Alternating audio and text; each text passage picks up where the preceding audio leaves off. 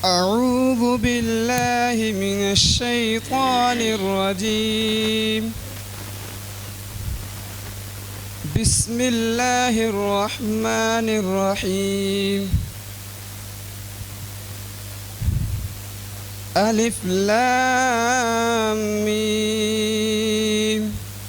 ذلك الكتاب لا ريب فيه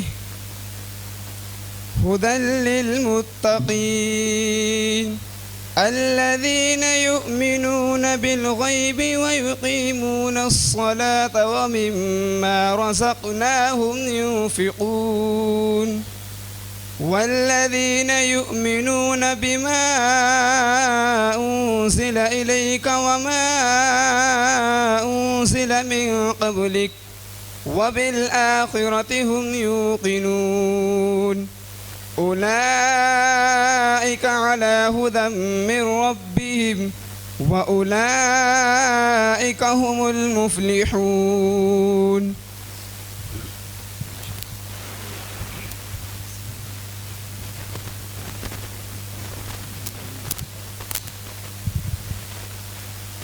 أعوذ بالله من الشيطان الرجيم. بسم الله الرحمن الرحيم. ألف لام ميم. ذلك الكتاب لا ريب فيه هدى للمتقين الذين يؤمنون بالغيب ويقيمون الصلاة ومما رزقناهم ينفقون والذين يؤمنون بما أنزل إليك وما أنزل من قبلك وبالآخرة هم يوقنون أولئك على هدى من ربهم وأولئك هم المفلحون.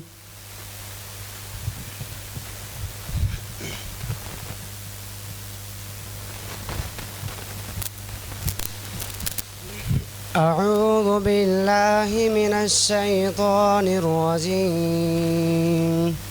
بسم الله الرحمن الرحيم. ألف لام ميم. ذلك الكتاب لا ريب فيه هدى للمتقين الذين يؤمنون بالغيب ويقيمون الصلاة ومما رزقناهم ينفقون والذين يؤمنون بما أنزل إليك وما أنزل من قبلك وبالآخرة هم يوقنون أولئك على هدى من ربهم وأولئك هم المفلحون. صدق الله العظيم. أعوذ بالله من الشيطان الرجيم. بسم الله الرحمن الرحيم. ألف لام ميم. ذلك الكتاب لا ريب فيه هدى للمتقين الذين يؤمنون بما أنزل إليك وما أنزل من قبلك وبالآخرة هم يوقنون أولئك على هدى من ربهم وأولئك هم المفلحون.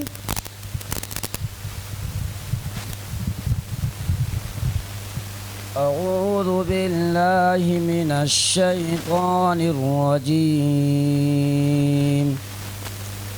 بسم الله الرحمن الرحيم.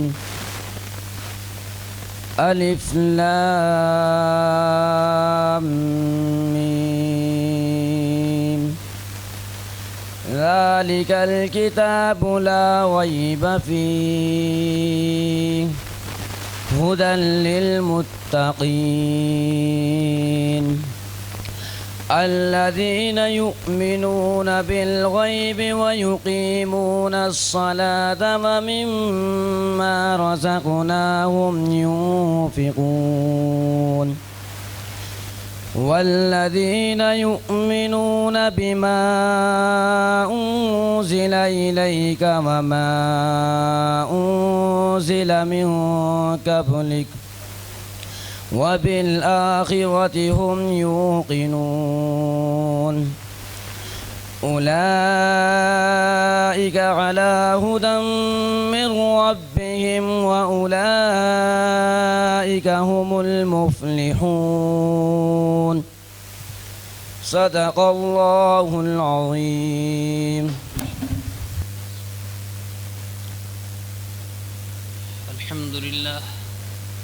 الحمد لله نحمده ونستعينه ونستغفره ونؤمن به ونتوكل عليه ونعوذ بالله من شرور أنفسنا ومن سيئات أعمالنا من يهده الله فلا مضل له ومن يضلله فلا هادي له ونشهد أن لا إله إلا الله وحده لا شريك له ونشهد أن سيدنا ومولانا محمدا عبده ورسوله.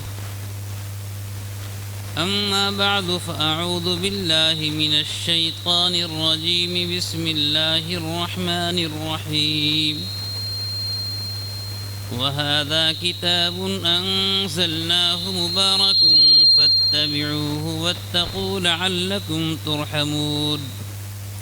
صدق اللہ مولانا العظیم. آپ حضرات بیٹھ جائیں، جگہ ہے پیچھے، بیٹھ جائیے، سب حضرات بیٹھ جائیں.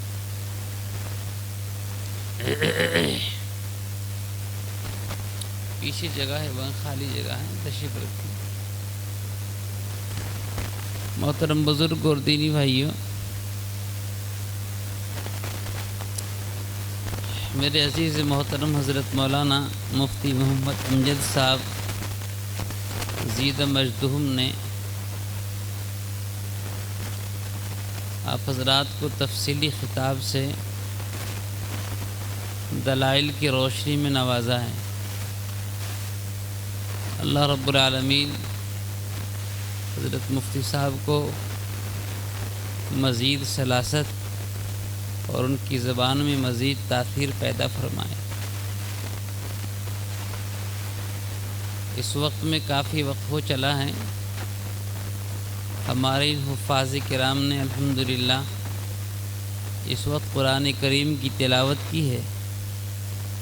قرآن کریم اللہ تبارک و تعالیٰ کا یہ کلام ہے جو انسانوں کی زندگی کے لیے منشور حیات ہے. قرآن کریم کے الفاظ اور قرآن کریم کے معنی یہ دونوں چیزیں ایسی ہیں کہ جب تک دنیا کے اندر یہ چیز موجود رہے گی یہ دنیا باقی رہے گی. اور جس وقت میں اللہ تبارک و تعالیٰ کو اس دنیا کا خاتمہ منظور ہوگا اللہ رب العالمین قرآن کریم کو اس دنیا سے اٹھا لیں گے. ترمذی شریف کی روایت ہے، جناب رسول اللہ صلی اللہ تعالیٰ علیہ وسلم نے ارشاد فرمایا ان اللہ لا يقبض العلم انتزاعا عن العباد ولكن يقبض العلم بقبض العلماء.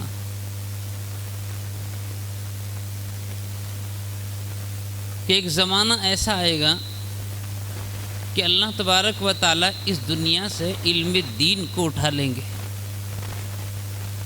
اور علم دین کو اٹھانے کی صورت یہ نہیں ہوگی کہ اللہ رب العالمین لوگوں کے قلوب اور لوگوں کے دلوں سے علم کو نکال لیں گے، بلکہ اس کی صورت یہ ہوگی کہ اللہ تبارک و تعالیٰ علم کے جاننے والوں کو دنیا سے اٹھا لیں گے. اس لاک ڈاؤن کے زمانے کے اندر بڑے بڑے علماء بہت جلد دنیا سے تشریف لے جا چکے. میرے بزرگ اور دینی بھائیوں، آپ حضرات کو اس وقت میں میرے عزیز محترم جناب قاری شیر خان صاحب نے جو ان حفاظ کی شکل میں یہ تحفہ عطا کیا ہے، یہ ہم سب کے لیے باعث خوشی، باعث صد مسرت ہے. اور گویا کہ انہوں نے اس زمانے کے اندر یہ محنت کر کے اس بات کا ثبوت پیش کیا ہے کہ اللہ تبارک و تعالی اگر دنیا سے اہل علم کو اٹھا رہے ہیں تو اللہ نے یہ بھی ہمیں توفیق دی ہے کہ اس علم کی حاملین انشاءاللہ اس دنیا کے اندر پیدا ہوتے رہیں گے. بزرگ اور دینی بھائیوں، قرآن کریم کی جو آیت میں نے تلاوت کی ہے اس میں اللہ رب العالمین نے ہم سب کی پریشانیوں کا علاج فرمایا ہے. آج اس وقت میں مسلمان اپنے آپ کو بہت زیادہ پریشان شمار کرتا ہے کہ ہم بہت زیادہ پریشان ہیں. بزرگ اور دینی بھائیوں، اللہ تبارک و تعالیٰ نے 3 عالم بنائے ہیں، اور ایک عالم تو ایسا ہے کہ جہاں پر راحت ہی راحت ہے، آرام ہی آرام ہے، کسی مشقت اور کسی مصیبت کا نام و نشان وہاں پر نہیں ہے. اور یہ عالم عالم جنت ہے. اللہ تعالی ہم سب کو عطا فرمائے. حدیث پاک میں جناب رسول اللہ صلی اللہ تعالیٰ علیہ وسلم نے ارشاد فرمایا کہ جس وقت اللہ تبارک و تعالیٰ نے جنت کو مکمل فرما دیا تو جبریل امین علیہ السلام کو اللہ تعالیٰ نے جنت کو دیکھنے کے لیے بھیجا کہ جاؤ، میں نے اپنے مومن بندوں کے لیے جس جنت کو تیار کیا اسے دیکھ کر آؤں. جبریل امین علیہ السلام تشریف لے گئے اور جنت کی خوبصورت مناظر کو اور وہاں کی رعنائیوں کو دیکھنے لگے. اچانک اس جنت کے اندر میرے نوجوان دوست تو عجیب ایک رونق اور ایک چمک اور ایک روشنی ہوئی. جبریل امین علیہ السلام اس روشنی کو دیکھ کر یہ سمجھنے لگے کہ شاید آج تو مجھے اللہ تعالیٰ کا دیدار ہو رہا ہے. وہیں سجدے کے اندر گر گئے اور سجدے کے اندر پڑے رہے. اللہ رب العالمین نے ارشاد فرمایا جبریل امین سر تو اٹھاؤ، کیا بات ہے؟ عرض کی الہ العالمین آج تو آپ کا دیدار ہو رہا ہے، اس لیے کہ جنت اللہ رب العالمین کی زیارت اور اس کے دیدار کی جگہ ہے. اللہ پاک نے ارشاد فرمایا کہ نہیں، سر اٹھاؤ. جبریل امین علیہ السلام میرے نوجوان دوست سر اٹھاتے ہیں تو کیا دیکھتے ہیں کہ قریب میں کھڑی ایک جنت کی حور ہے جو مسکرا رہی ہے کہ جس کے دانتوں کی روشنی سے پوری جنت روشن ہو چلی. اللہ تبارک و تعالیٰ نے ایسی جنت مومن بندوں کے لیے بنائی ہے. ایک دوسرا عالم ہے جو عالم مشقت ہے، جو اللہ تعالیٰ کا قید خانہ ہے کہ جس کو جہنم کہا جاتا ہے. اللہ تعالیٰ ہم سب کی حفاظت فرمائے. میرے بھائیوں، یہ انتہائی مشقت اور مصیبتوں کا عالم ہے کہ کسی راحت اور آرام کا وہاں گزر تک نہیں. حدیث پاک میں جناب رسول اللہ صلی اللہ تعالیٰ علیہ وسلم نے ارشاد فرمایا کہ جس وقت میں جہنم کے اندر چلے جائیں گے تو وہاں جانے کے بعد میں ان کو پیاس لگے گی، اور اتنی سخت پیاس ہوگی کہ اللہ تعالیٰ سے وہ پکارتے رہیں گے، پیاس کرتے رہیں گے. ہزاروں برس کے بعد اللہ رب العالمین ان سے فرمائیں گے اخسؤوا فیہا ولا تکلمون، تمہیں بولنے کی گنجائش نہیں ہے، ذلیل ہو کر خوار ہو کر اسی کے اندر پڑے رہو۔ مگر پیاس ہوگی، چین نہیں آئے گا، بزرگ اور بھائیوں، اللہ رب العالمین ایک بدلی کو بھیج دیں گے، اور یہ بدلی ان کے اوپر، جہنمیوں کے اوپر آ کر تن جائے گی۔ ان کو انتظار ہوگا کہ کہیں کوئی قطرہ نکلے اور ہمارے منہ کے اندر آ کر گرے، تاکہ ہماری تشنگی، ہماری پیاس کو کچھ تو سیرابی حاصل ہو۔ یہ سارے کے سارے جہنمی منہ کو کھول لیں گے، اور اس کے بعد اللہ تبارک و تعالی اس بدلی کو برسنے کا حکم دیں گے، اور اس بدلی کے درمیان سے سانپ اور بچھو برس پڑیں گے، جو سیدھے جا کر ان کے منہ میں ڈنک ماریں گے، جس سے ان کی آہو بکا اور چیخ و پکار کی کوئی انتہا نہ ہوگی۔ بزرگ اور دینی بھائیوں، ایک عالم ایسا اللہ پاک نے بنایا کہ جہاں مشقت بھی ہے اور جہاں راحت بھی ہے، جہاں مصیبت بھی ہے اور جہاں آرام بھی ہے، اور وہ عالم دنیا ہے۔ اسی لیے ہمیں اس بات کا یقین رکھنا چاہیے، اس دنیا کے اندر جو بھی آیا ہے اس کو اس کی خاصیت سے، اور اللہ رب العالمین نے جیسے اس کو بنایا اس سے سابقہ پڑا ہے۔ کوئی آدمی کتنا ہی نیک کیوں نہ ہو، انبیاء کرام علیہ السلام کی ذوات مقدسہ سے کوئی آدمی زیادہ نیک نہیں ہو سکتا، مگر جس وقت میں جناب محمد الرسول اللہ قید و زور سے صلی اللہ تعالی علیہ وسلم دنیا میں تشریف لائے، آپ کو بھی یہاں مشقتوں کا سامنا کرنا پڑا۔ اس لیے ہم لوگوں کو اللہ تبارک و تعالیٰ کے فیصلے پر راضی رہنا چاہیے، اور ہمیں اس بات کی امید رکھنا چاہیے کہ جو اللہ رات کے اندھیرے کے بعد سورج کے نکالنے پر قادر ہے، وہ ہماری مشقتوں کو دور کرنے پر بھی قادر ہے، ہمارے حالات کو بدلنے پر بھی قادر ہے۔ اس بات کا یقین رکھنا چاہیے کہ اللہ تعالیٰ نے ہمیں جو قرآن کی دولت عطا فرمائی ہے اور ایمان کی دولت عطا فرمائی ہے، یہ سب سے بڑی دولت ہے۔ اللہ تعالیٰ کا شکر ہے کہ اللہ رب العالمین نے ہمیں یہ بچے حفاظ کی شکل میں عطا فرمائے ہیں۔ آپ حضرات کو بتاؤ، اس سے خوشی ہے کہ نہیں ہے؟ ماشاءاللہ بہت خوشی ہے۔